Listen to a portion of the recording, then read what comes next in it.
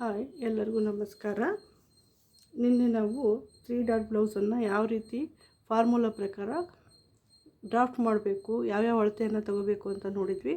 ಇವತ್ತು ಬ್ಲೌಸ್ನ ಅಳತೆ ಹೇಗೆ ತಗೋಬೇಕು ಅನ್ನೋದನ್ನು ನೋಡೋಣ ಬನ್ನಿ.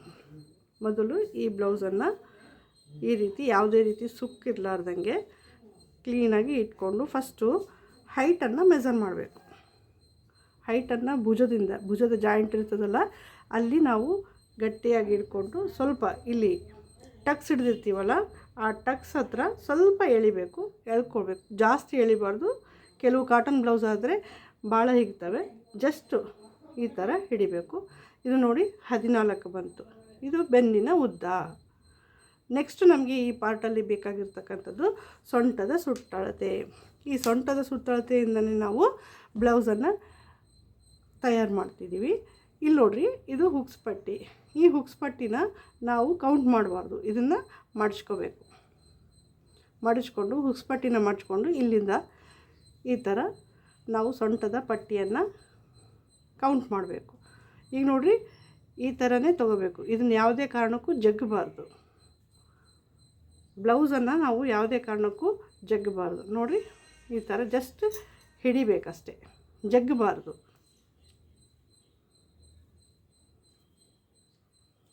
ನೋಡಿರಿ, ಈ ಥರ ಈ ಹುಕ್ಸ್ ಎಂಡ್ವರೆಗೂ ನೋಡಿರಿ, ಹುಕ್ಸ್ ಎಂಡ್ವರೆಗೂ ನೋಡಿರಿ. 35 ಕಾಲು ಬಂದರೆ ಏನು ಕೌಂಟ್ ಮಾಡೋದು ಬೇಕಾಗಿಲ್ಲ. ಈಗ ನಾವು 35 ಅಂತಲೇ ಕನ್ಸಿಡರ್ ಮಾಡೋಣ. ಈಗ ನಮಗೆ ಬಂದಿರತಕ್ಕಂಥ ಬ್ಲೌಸಿನ ಸೊಂಟದ ಸುತ್ತಳತೆ ಬಂದು 35. ಈ ಸೊಂಟದ ಸುತ್ತಳತೆಯಿಂದಲೇ ನಾವು ಎಲ್ಲ ಭುಜದ ಮಾರ್ಕ್ ಮಾಡ್ಬೋದು, ಆರ್ಮೋಲ್ ಮಾರ್ಕ್ ಮಾಡ್ಬೋದು, ಮತ್ತು ನೆಕ್ಕನ್ನು ಮಾರ್ಕ್ ಮಾಡ್ಬೋದು. ಅದು ಯಾವ ರೀತಿ ಅಂತ ತೋರಿಸ್ಕೊಡ್ತೀನಿ. ಇನ್ನು ಈ ಅಳತೆ ಬ್ಲೌಸಿನ ಅವಶ್ಯಕತೆ ನಮಗಿರೋದಿಲ್ಲ. ಇದನ್ನು ಸೈಡಿಗೆ ಇಡೋಣ. ಈಗ ಮಾರ್ಕ್ ಯಾವ ರೀತಿ ಮಾಡಬೇಕು ಅನ್ನೋದನ್ನು ನಾವು ನೋಡ್ಕೊಳ್ಳೋಣ. ಇದು ಲೈನಿಂಗ್ ಕ್ಲಾತ್ ಇದೆ. ಈ ಲೈನಿಂಗ್ ಕ್ಲಾತ್ನ ಅಂಚನ್ನು ನಾವು ಸ್ಟ್ರೇಟ್ ಮಾಡ್ಕೊಳ್ಬೇಕಂತಂದು ಈ ಎಲ್ ಸ್ಕೇಲನ್ನು ನಾವು ಉಪಯೋಗ ಮಾಡೋಣ. ಸ್ಟ್ರೇಟಾಗಿ ಒಂದು ಮಾರ್ಕನ್ನು ಹಾಕ್ಕೊಳ್ಳೋಣ. ಇದನ್ನು ನಾವು ಹೆಚ್ಚು ತಗ್ಗು ಇರೋದನ್ನು ನಾವು ಕ್ಲಿಯರಾಗಿ ಸ್ಟ್ರೇಟ್ ಮಾಡ್ಕೊಳ್ಳೋಣ.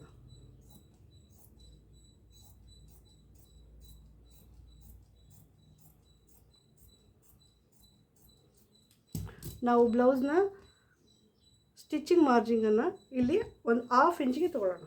ಈಗ ಸ್ಟ್ರೇಟ್ ಮಾಡ್ಕೊಂಡಿವಲ್ಲ, ಇಲ್ಲಿ ಸ್ಟಿಚಿಂಗ್ ಮಾರ್ಜಿನನ್ನು 1/2 ಇಂಚಿಗೆ ನಾವು ಸ್ಟಿಚಿಂಗ್ ಮಾರ್ಜಿನನ್ನು ಕೆಳಗಡೆ ಅಂಚಿಗೆ ಬಿಟ್ಕೊಳ್ಳೋಣ.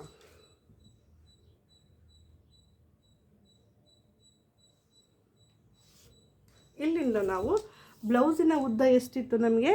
14 ಇತ್ತು. ಬ್ಲೌಸಿನ ಉದ್ದ ಎಷ್ಟಿದೆ ನಮಗೆ? 14 ಇದೆ. 14ಅನ್ನು ಇಲ್ಲಿಂದ ತಗೋಬೇಕು. ನೋಡಿರಿ, ಇನ್ನೊಮ್ಮೆ ಹೇಳ್ತಿದ್ದೀನಿ, ಇದು margin line, stitching margin line. ಇದನ್ನು ಮೇಲಿಂದ ನಾವು ಇಲ್ಲಿಂದ ತೊಗೋಬೇಕು. ಇಲ್ಲಿ 1/2 ಇಂಚು ನಾವು ಬಿಟ್ಕೊಂಡಿದ್ದೀವಲ್ಲ ಮಾರ್ಜಿನ್ ಸಲುವಾಗಿ. ಈಗ 14ಅನ್ನು ಇಲ್ಲಿ ಇಟ್ಕೊಂಡು ಒಂದು ಮೆಜರ್ ಮಾಡ್ಕೋಬೇಕು. ಮತ್ತು ಸ್ವಲ್ಪ ದೂರದಲ್ಲಿ 14ಅನ್ನು ಇಲ್ಲಿ ಇಟ್ಕೊಂಡು ಮಾರ್ಕ್ ಮಾಡ್ಕೋಬೇಕು. ಅದೇ 14ಅನ್ನು. ಮತ್ತು ಇದನ್ನು ಸ್ಟ್ರೇಟ್ ಲೈನ್ ಹಾಕ್ಕೋಬೇಕು. ಮತ್ತು ನಮಗೆ ಭುಜದಿಂದ ಸ್ಟಿಚಿಂಗ್ ಮಾರ್ಜಿನ್ ಒಳಗೆ ಹೋಗುತ್ತಲ್ಲ, ಅದಕ್ಕೂ ಕೂಡ ನಾವು 1/2 ಇಂಚನ್ನು ಇಲ್ಲಿ ಹಾಕ್ಕೋಬೇಕು. ಅದೇ ರೀತಿ ಸ್ವಲ್ಪ ದೂರದಲ್ಲಿ 1/2 ಇಂಚನ್ನು ಇಲ್ಲಿ ಹಾಕ್ಕೋಬೇಕು. ನಾವು ಎಲ್ ಸ್ಕೇಲನ್ನು ಉಪಯೋಗ ಮಾಡೋದ್ರಿಂದ ಕ್ರಾಸ್ ಆಗಿ ಬ್ಲೌಸ್ ಕೂಡೋದಿಲ್ಲ, ಹಾಗೆ ಸ್ಟ್ರೇಟಾಗಿ ಬ್ಲೌಸ್ ಕೂಡುತ್ತೆ, ಮತ್ತು ಅಳತೆಯಲ್ಲೂ ಮಿಸ್ ಆಗೋದಿಲ್ಲ. ಈಗ ನೋಡಿರಿ, ನಮಗೆ ಒಟ್ಟು ಮಾರ್ಜಿನ್ ಸೇರಿಸಿ 15.5 ಬಂತು. ಮಾರ್ಜಿನ್ ಸೇರಿಸಿ 15.5. ಇದು ನೋಡಿರಿ, ರೆಡಿ ನಮಗೆ ಎಷ್ಟು ಸಿಗುತ್ತೆ ಅಂದರೆ 14 ಸಿಗ್ತದೆ. ಈಗ ನಾವು ಫಸ್ಟು ಸೊಂಟದ ಸುತ್ತಳತೆಯನ್ನು ನಾವು 4 ಡಿವೈಡೆಡ್ ಬೈ 4 ಮಾಡ್ಕೋಬೇಕು. 35 ಡಿವೈಡೆಡ್ ಬೈ 4 ಮಾಡಿಕೊಂಡ್ರೆ ನಮಗೆ 8.25 ಸಿಗ್ತದೆ. 8.25 8.25 ಸಿಗ್ತದೆ. ನಿಮಗೆ ಹೇಗೆ ತೊಗೋಬೇಕು ಅಂತ ಗೊತ್ತಾಗಿಲ್ಲ ಅಂದರೆ ನೀವು ಇದರಲ್ಲೇ ಕೂಡ ತೊಗೋಬೋದು. 35ಕ್ಕೆ ಈ ಥರ ಇಟ್ಕೋಬೇಕು. ಇದನ್ನು ಫೋಲ್ಡ್ ಮಾಡಬೇಕು, 2 ಭಾಗ ಎಲ್ಲಿ ಕೂಡುತ್ತೋ ಅಲ್ಲಿ ತೊಗೋಬೇಕು. ನೋಡಿರಿ 17ವರೆಗೆ ಕೂತ್ಕೊತು. ನೆಕ್ಸ್ಟ್ 17ವರೆಯನ್ನು ಇನ್ನೊಂದು ಪಾರ್ಟ್ ಮಾಡಿದರೆ ಇಲ್ಲಿ 4ನೇ ಒಂದು ಭಾಗ ಬರ್ತದೆ, 8 ಮುಕ್ಕಾಲು. ಅರ್ಥ ಆಯ್ತಲ್ಲ? ಈ ಥರ ನೀವು ಮಾಡಿಕೊಡ್ರಿ, ಇಲ್ಲಾಂದರೆ ಕ್ಯಾಲ್ಕುಲೇಟರ್ನ ಯೂಸ್ ಮಾಡಿಕೊಡ್ರಿ ಇನ್ನೂ ಒಳ್ಳೆಯದು. ಈಗ ನಮಗೆ ಸೊಂಟದ 4ನೇ ಒಂದು ಭಾಗವನ್ನು ಹಾಕೋಣ, 8 ಮುಕ್ಕಾಲು. 8 ಮುಕ್ಕಾಲಿಗೆ ಒಂದು ಮಾರ್ಕನ್ನು ಮಾಡ್ಕೋಬೇಕು. ನೋಡಿರಿ, ಬ್ಲೌಸಲ್ಲಿ ಟಕ್ಸ್ ಹಿಡಿತೀವಿ ಅಲ್ವಾ, ಇಲ್ಲಿ ನೋಡಿರಿ, ಇಲ್ಲಿ ಟಕ್ಸ್ ಹಿಡಿತೀವಲ್ಲ, ಇದಕ್ಕಾಗಿ ನಾವು 1 ಇಂಚನ್ನು ಆ್ಯಡ್ ಮಾಡಬೇಕು. ಇಲ್ಲಿಂದ 1 ಇಂಚನ್ನು ಆ್ಯಡ್ ಮಾಡಬೇಕು. ಮತ್ತು ಮಾರ್ಜಿನ್ ಬೇಕಲ್ಲ ಹೊಲಿಯೋದಕ್ಕೆ, ಅದಕ್ಕೆ 1 ಮುಕ್ಕಾಲು ಆ್ಯಡ್ ಮಾಡಬೇಕು. ಇದಾದ ನಂತರ ನಾವು ನೆಕ್ಸ್ಟು ಶೋಲ್ಡರ್ನ ಮೆಜರ್ ಮಾಡಬೇಕು, ಶೋಲ್ಡರ್ ಪಟ್ಟಿನ ಮೆಜರ್ ಮಾಡಬೇಕು, ನೆಕ್ಕನ್ನು ಮೆಜರ್ ಮಾಡಬೇಕು. ಅದಕ್ಕಾಗಿ ನಾವೇನು ಮಾಡಬೇಕಂದ್ರೆ ಒಂದು ಫಾರ್ಮುಲಾ ಇದೆ. ಇದು ಡೀಪ್ ನೆಕ್ ಆಗಿರ್ತದೆ, ಯಾವಾಗಲೂ 10 ಇಂಚು ಡೀಪ್ ನೆಕ್ ಆಗಿರ್ತದೆ. ಡೀಪ್ ನೆಕ್ಕು ಅಂದರೆ ಏನಪ್ಪ ಅಂದರೆ 10-11 ಇಂಚನ್ನು ನೆಕ್ ಡೌನನ್ನು ತೊಗೋತೀವಲ್ಲ, ಅದನ್ನು ನಾವು ಡೀಪ್ ನೆಕ್ ಅಂತ ಕರಿತೀವಿ. ಇದು 7 ಇಂಚು 8 ಇಂಚು ನೆಕ್ ಡೀಪ್ ಇತ್ತಂದರೆ ಈ ಫಾರ್ಮುಲಾ ಉಪಯೋಗಕ್ಕೆ ಬರೋದಿಲ್ಲ. ಈಗ ನಾವು ಫಾರ್ಮುಲಾನ ಫಸ್ಟು ನೋಡ್ಕೊಳ್ಳೋಣ.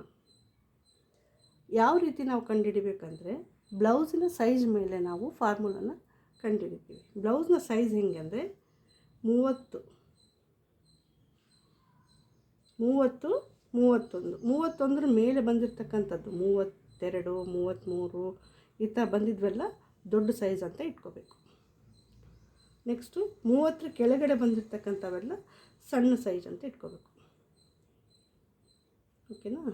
29, 28, 27, 26 ಇವೆಲ್ಲ ಚಿಕ್ಕ ಸೈಜು. ಬ್ಲೌಸಲ್ಲಿ ಚಿಕ್ಕ size, small size, big size ಅಂಥೇಳಿ 2 ಕ್ಯಾಟಗರಿನ ಮಾಡ್ಕೋಬೋದು. ಇನ್ನೂ ದೊಡ್ಡದಾಗಿರ್ತಕ್ಕಂಥ ಸೈಜು ಕೂಡ ಇದೆ, 40, 42, 43, 44. ಇದು ಸೊಂಟದ ಮೆಜರ್ಮೆಂಟ್ ಮೇಲೆ ನಾವು ಕ್ಯಾಲ್ಕುಲೇಟ್ ಮಾಡ್ತಿರ್ತಕ್ಕಂಥದ್ದು. ಅವು ಇನ್ನೂ ಅತ್ಯಂತ ದೊಡ್ಡ ಸೈಜಲ್ಲಿ ಬರ್ತವೆ. ಈ ಸದ್ಯಕ್ಕೆ ನಾವು 2 ಮೆಜರ್ಮೆಂಟಲ್ಲಿ ನಾವು ನೋಡ್ಕೊಳ್ಳೋಣ. ಫಸ್ಟು ಚಿಕ್ಕ ಸೈಜು, ಆಮೇಲೆ ದೊಡ್ಡ ಸೈಜು. ಈಗ ನಮ್ಮ ತೊಗೊಂಡಿರ್ತಕ್ಕಂಥ ಬ್ಲೌಸಿನ ಸೊಂಟದ ಮೆಜರ್ಮೆಂಟ್ ಎಷ್ಟಿದೆ? 35 ಇದೆ. ಇದು ಯಾವುದ್ರಾಗ ಬರ್ತದೆ? ದೊಡ್ಡ ಸೈಜಲ್ಲಿ ಬರ್ತದೆ, ದೊಡ್ಡ ಸೈಜಲ್ಲಿ ಬರ್ತದೆ. ಈ ದೊಡ್ಡ ಸೈಜಲ್ಲಿ ನಾವೇನು ಮಾಡಬೇಕಂದ್ರೆ 1.25 ಆ್ಯಡ್ ಮಾಡ್ಕೋಬೇಕು. 1.25 ಆ್ಯಡ್ ಮಾಡ್ಕೋಬೇಕು. ಆವಾಗ ಏನಾಗ್ತದೆ, ನಮಗೆ ಚೆಸ್ಟ್ ಸಿಗತ್ತೆ. ಇಲ್ಲಿಂದ ನಾವು ಚೆಸ್ಟನ್ನು ಇಟ್ಕೋಬೇಕು. ಈಗ ಸೊಂಟದ ಅಳತೆಯನ್ನು ಇಟ್ಕೊಂಡ್ವಲ್ಲ, ಈಗ ನಾವು ಚೆಸ್ಟ್ನ ಅಳತೆಯನ್ನು ಇಟ್ಕೋಬೇಕು. ಚೆಸ್ಟ್ನ ಅಳತೆಯನ್ನು ಯಾವುದರ ಥರ ಮಾಡಬೇಕಂದ್ರೆ, ಇದು ದೊಡ್ಡ ಸೈಜು, ಅದಕ್ಕಾಗಿ 1.25 ಆ್ಯಡ್ ಮಾಡಬೇಕು. ಚಿಕ್ಕ ಸೈಜ್ ಆದರೆ 1 ಇಂಚನ್ನು ಆ್ಯಡ್ ಮಾಡಬೇಕು. ಈಗ ಚಿಕ್ಕ ಸೈಜಿಂದ ತಲೆ ಕೆಡಿಸ್ಕೋಬೇಡ್ರಿ, ದೊಡ್ಡ ಸೈಜ್ ನೋಡಿರಿ, 1.25 ಮಾಡಬೇಕು.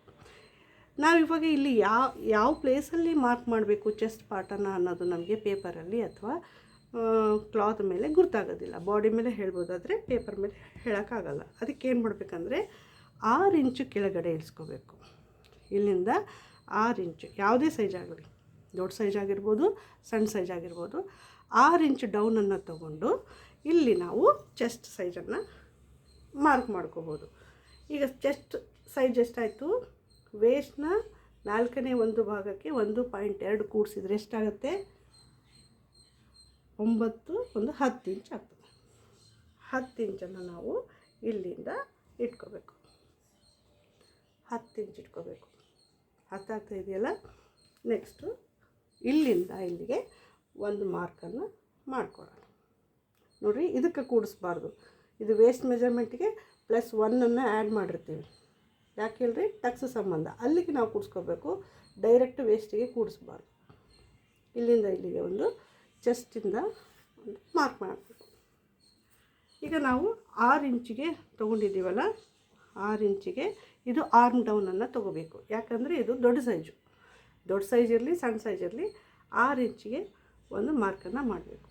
ನೆಕ್ಸ್ಟು ನೆಕ್ ಮತ್ತು ಶೋಲ್ಡರಿಗೆ ಸಂಬಂಧ ಇದು ದೊಡ್ಡ ಸೈಜ್ ಆಗಿರೋದ್ರಿಂದ ನೆಕ್ಕು ಶೋಲ್ಡರ್ ಬಂದು ಯಾವಾಗಲೂ 5.5 ತೊಗೋಬೇಕು ದೊಡ್ಡ ಸೈಜಿಗೆ. ಸಣ್ಣ ಸೈಜ್ ಆಗಿದ್ದರೆ ಅದು ನಾವು 5 ಇಂಚನ್ನು ತೊಗೋತೀವಿ. ದೊಡ್ಡ ಸೈಜ್ ಆಗಿರೋದ್ರಿಂದ 5.5 ಇಂಚನ್ನು ನಾವು ಇಟ್ಕೋಬೇಕು. ಇದೇ 5.5 ಇಂಚನ್ನು ಇಲ್ಲಿ ಕೂಡ ಇಟ್ಕೋಬೇಕು. ಮೆಜರ್ಸನ್ನು ಕರೆಕ್ಟಾಗಿ ಇಟ್ಕೊಳ್ರಿ.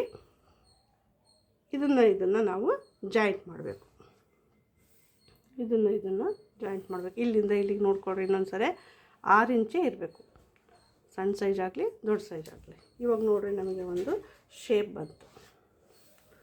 ಈ ಕಾರ್ನರಿಂದ ದೊಡ್ಡ ಸೈಜಿಗೆ 1.5 ತೊಗೋಬೇಕು. ಈ ಕಾರ್ನರಿಂದ 1.5 ತೊಗೊಂಡು ಹಿಂಗೆ ಮಾರ್ಕ್ ಹಾಕ್ಕೊಂಡು ಕರ್ವ್ ಸ್ಕೇಲ್ ಇರುತ್ತಲ್ಲ, ಇದು ಭಾಳ ಯೂಸ್ಫುಲ್ ಆಗಿರ್ತಕ್ಕಂಥದ್ದು. ನಾವು ಕರ್ವನ್ನು ಕೊಟ್ಕೋಬೇಕು. ಈ ಲೈನ್ ಟಚ್ ಆಗಬೇಕು, ನಾವು ಮಾರ್ಕ್ ಮಾಡಿರೋ 1.5ಗೆ ಟಚ್ ಆಗಬೇಕು, ಮತ್ತು ಈ ಮಾರ್ಕಿಗೂ ಕೂಡ ಟಚ್ ಆಗಬೇಕು. ಈ 3 ಲೈನು ಟಚ್ ಆಗೋ ರೀತಿಲಿ ಇದು ಎಲ್ಲಿ ಬಂದು ಸೇರ್ತದೋ.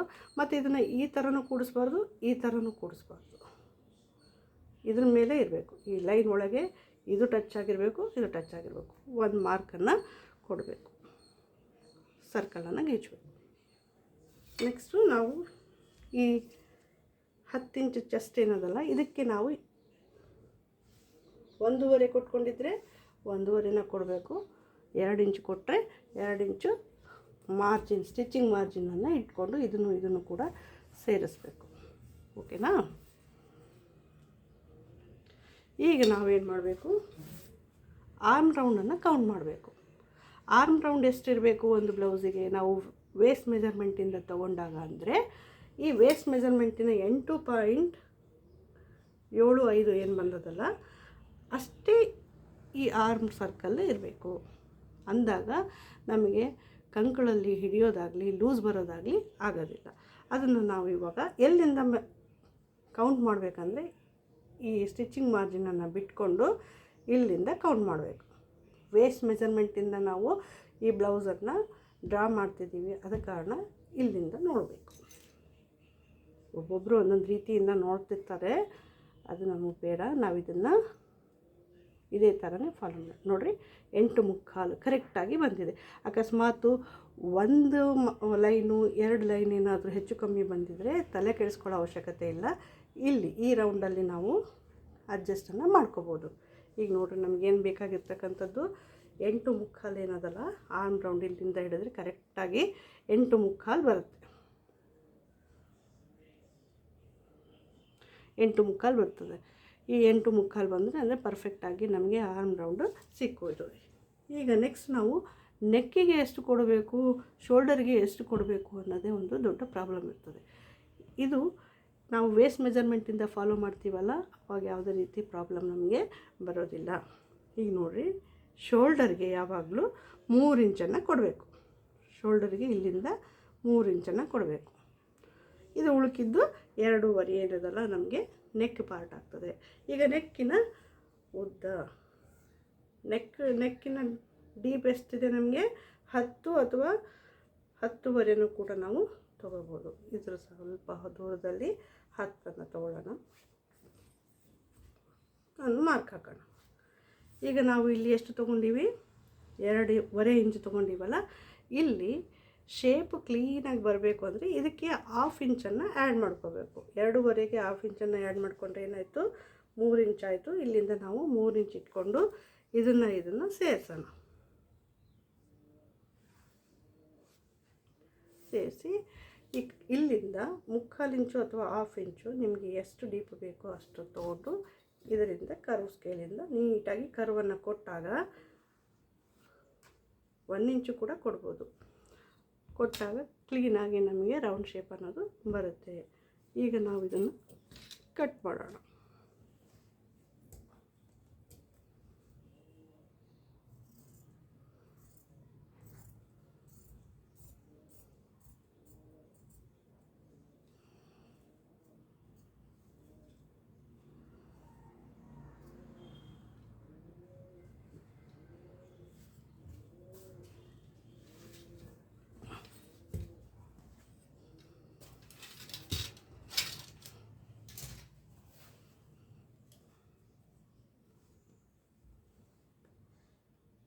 ನನಗೆ ಕ್ಯಾಮ್ರಾ ಅಡ್ಡ ಇದೆ, ಹಾಗಾಗಿ ಬಟ್ಟೆನ ತಿರ್ಸ್ತಾ ಇದ್ದೀನಿ.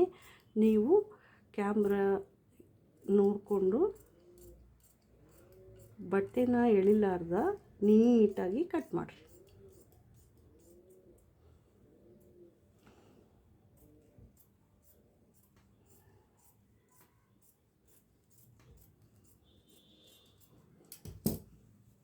ನೋಡಿದ್ರಲ್ಲ ಎಷ್ಟು ಕ್ಲೀನಾಗಿ ಬಂದಿದೆ.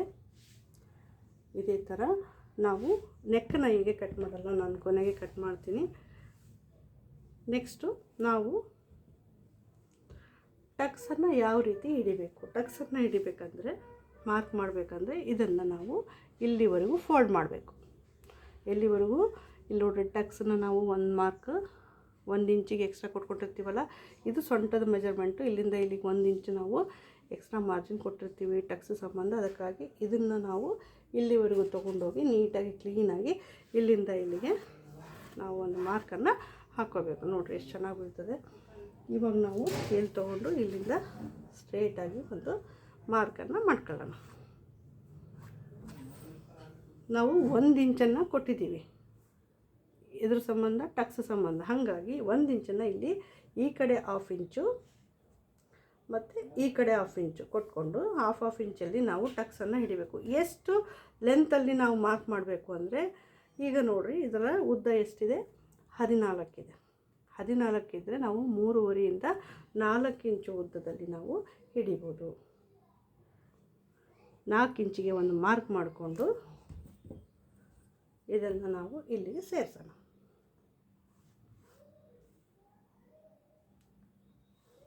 ಇಷ್ಟಾದರೆ ಬ್ಯಾಕ್ ಪಾರ್ಟ್ ಕಂಪ್ಲೀಟ್ ಆಯಿತು. ನೋಡಿರಿ, ನಮಗೆ ಆರ್ಮ್ ರೌಂಡ್ ಎಷ್ಟಿದೆ? 8.75. ಇದನ್ನು ಒಂದು ಕಡೆ ಬರ್ಕೊಳ್ರಿ. ಅದು ತೋಳನ್ನ ಕೌಂಟ್ ಮಾಡಬೇಕಾದ್ರೆ ಬೇಕಾಗ್ತದೆ. 8.75 ಅನ್ನೋದನ್ನು ಇಷ್ಟನ್ನು ಇಟ್ಕೊಳ್ರಿ. ಇನ್ನು ಮಿಕ್ಕಿದ್ದನ್ನು ಅಂದರೆ ಫ್ರಂಟ್ ಪಾರ್ಟು ಮತ್ತು ತೋಳನ್ನು ನೆಕ್ಸ್ಟ್ ಕ್ಲಾಸಲ್ಲಿ ಕಲಿಯೋಣ. ಈ ವಿಡಿಯೋ ನಿಮಗೆ ಇಷ್ಟ ಆಗಿದರೆ ಲೈಕ್ ಮಾಡಿ, ಶೇರ್ ಮಾಡಿ. ಮತ್ತು ನಿಮ್ಗೆ ಯಾವುದೇ ರೀತಿ ಪ್ರಾಬ್ಲಮ್ಸ್ ಏನಾದರೂ ಬಂದರೆ, ಕಟ್ಟಿಂಗಲ್ಲಿ ಯಾವುದಾದ್ರೂ ಡೌಟ್ಸ್ ಬಂದರೆ ನನಗೆ ಕಮೆಂಟ್ ಮಾಡಿ, ನಾನು ಅದಕ್ಕೆ ರಿಪ್ಲೈ ಕೊಡ್ತೀನಿ. ಧನ್ಯವಾದಗಳು.